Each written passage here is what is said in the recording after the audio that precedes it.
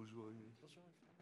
Bon, il faut l'applaudir tout de suite, hein, parce qu'il a un emploi du temps de ministre. Enfin, quand les ministres travaillent, ce n'est pas tous les jours le cas d'ailleurs. Cher Rémi, merci d'être là. Moi, je voudrais te poser deux questions. La première, c'est sur cette controverse plus ou moins objective sur les fonds la source des fonds de l'AFD et leur allocation. Encore ce soir, il y a une émission télé. J'ai été sollicité, j'ai dit non, pas question. Je ne citerai pas la chaîne, mais bon. Et puis aussi, l'autre question, c'est cette initiative formidable de la finance en commun. Je crois que tu en as à l'origine il y a quelques années déjà. Et un sommet multilatéral, puisque ça rassemblait les banques mondiales du monde entier ou presque de développement, les banques publiques de développement. Et vous avez tenu un forum tout récemment en Afrique du Sud. Donc, qu'en est-il de ce forum? Quelles sont les perspectives? Et d'abord, la petite question sur... Merci. Bonsoir à toutes et à tous. Excusez-moi, je suis arrivé un petit peu en retard, donc j'ai pas entendu tous les panélistes. Monsieur l'ambassadeur, ravi d'être là. Et bravo à toi, Alfred, je sais que vous étiez venu à l'AFD une fois ou deux, donc, mais enfin là, c'est quand même spectaculaire. Et bravo à la conférence des ambassadeurs africains, et merci de l'invitation. Vous avez peut-être vu Sandra Kassab est là, qui est beaucoup plus savante que moi. C'est la nouvelle directrice Afrique de l'AFD. Donc, on pourra. Je suis entre vous et le cocktail, donc c'est une place un peu inconfortable. Donc, je ne vais pas être long et on pourra poursuivre la discussion après. Non, peut-être pour vous dire et pour rebondir sur le propos des panélistes et ce que vient de dire Étienne Giros, je suis complètement d'accord. On publie d'ailleurs, nous, j'ai aussi un livre, je ne l'ai pas là, mais on publie chaque année en janvier un petit livre à la découverte dans la collection Repères qui s'appelle L'économie africaine, qui permet en 1h30 de faire un peu le point sur la situation macro. Et puis il y a des chapitres thématiques sur, par exemple, l'intelligence artificielle cette année, enfin les sujets un peu du moment. Et à l'échelle de l'AFD, qui va bien. Vous voyez les chiffres derrière vous. D'ailleurs, merci de ça. Je voulais juste dire, on a fait une excellente année 2024 en Afrique. On a fait 5,5 milliards, je crois, à l'échelle du groupe, AFD, Proparco. On a beaucoup parlé de secteur privé. Siby est là, Samuel, et Expertise France. Et c'est 15% de plus qu'en 2023. Donc ça vaut ce que ça vaut. Mais c'est quand même un indicateur qu'on a des clients, on a des projets, on a de l'ambition en Afrique comme nous tous. On a fait d'ailleurs les 2 plus grosses opérations de l'histoire de l'AFD. L'une avec le gouvernement d'Afrique du Sud, vous savez, en appui à la politique de transition énergétique juste, qui va conduire quand même à basculer du charbon vers les énergies renouvelables. Donc ça, c'est quelque chose de très intéressant, y compris pour les investisseurs français et les entreprises françaises. Et puis l'autre, c'est un prêt à l'Office chérifien des phosphates, à l'OCP, pour là aussi accompagner la décarbonation des chaînes de valeur de production d'engrais et mettre à disposition de tout le continent africain, parce que vous savez, l'OCP a une projection maintenant, et des usines d'ailleurs, de la production dans beaucoup de pays africains, des engrais moins chers, moins agressifs pour les sols et avec des rendements supérieurs. Donc voilà, on est juste 2 petits exemples comme ça pour vous dire notre ambition. Puis après, vous, madame, évidemment, il faut qu'on arrive à appuyer des structures, des incubateurs, des banques publiques, sans doute là où le marché ne le fait pas encore, pour permettre évidemment à des entrepreneurs d'avoir accès à plus de financement au-delà du seed money, enfin des business angels qui sont toujours là au début, évidemment, mais il faut qu'on arrive à les prendre plus tôt et les amener plus loin. Donc là, on a tout un programme, d'ailleurs,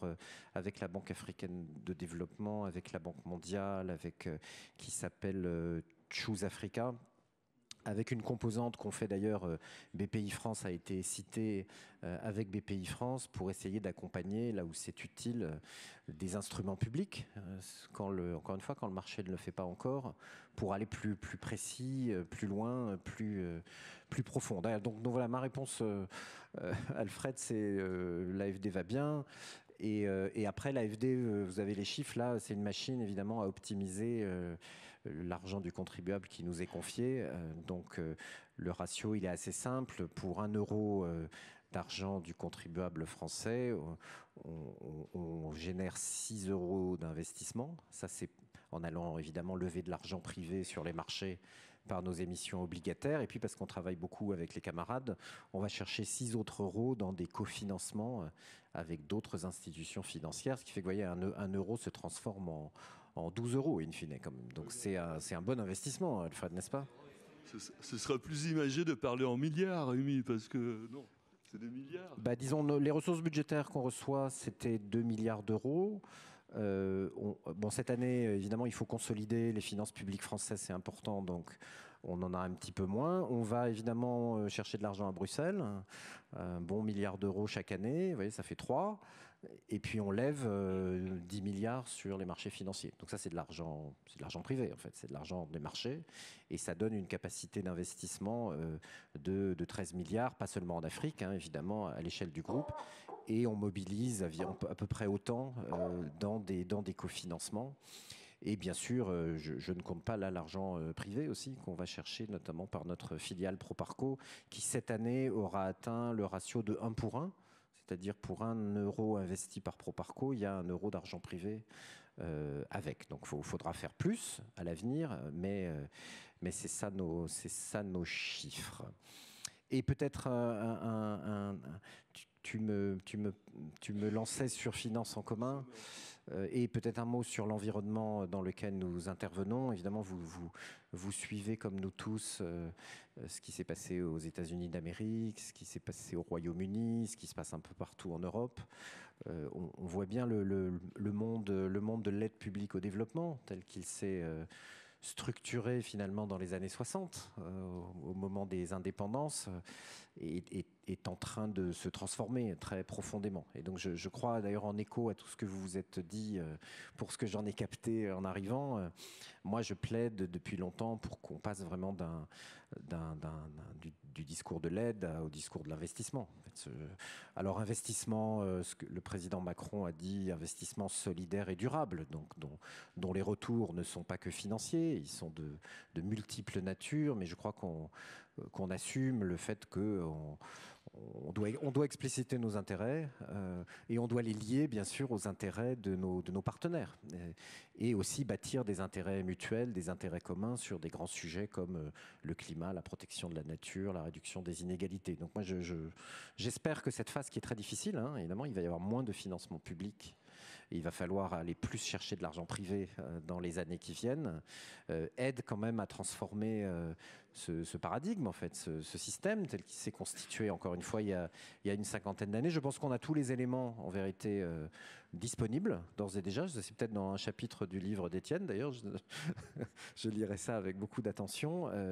Et donc, pour terminer, ce qu'on a fait au CAP la semaine, il y a 15 jours, qui était donc une idée très simple, qui est de rassembler toutes les banques publiques de développement du monde, depuis la Banque mondiale jusqu'à, en l'occurrence, la DBSA d'Afrique du Sud, c'est-à-dire la Banque nationale de développement de l'Afrique du Sud, ou notre bonne Caisse des dépôts et consignations ici en France, parce que finalement, toutes ces institutions font la même chose, c'est-à-dire de l'investissement solidaire et durable, et d'essayer de voir si on pourrait bâtir une grande architecture comme ça, à l'échelle des besoins financiers, et qui serait très capillaire, voilà, qui irait très loin dans les systèmes nationaux, puisque c'est là que ça se passe, et très ouvert évidemment au système financier, au secteur privé, comme le font toutes ces institutions. Quand on fait la puissance financière de ce dont je vous parle, donc ça s'appelle Finance en commun, le système Finance en commun fixe.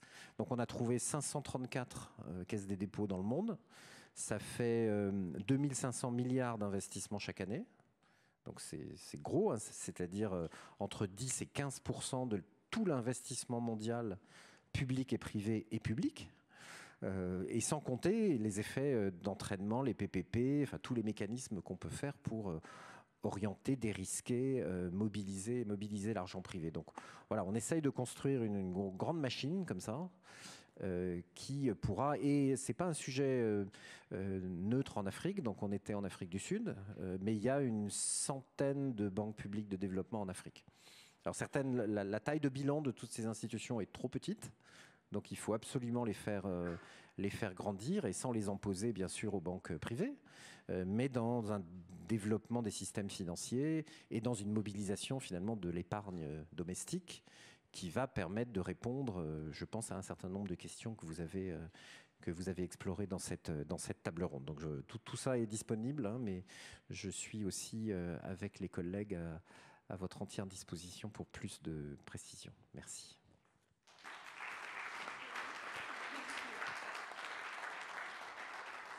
Merci beaucoup, cher Rémi. On invitera aussi Sandra Kassab une prochaine fois. Vous ne pouvez pas vous inviter tous les deux en même temps.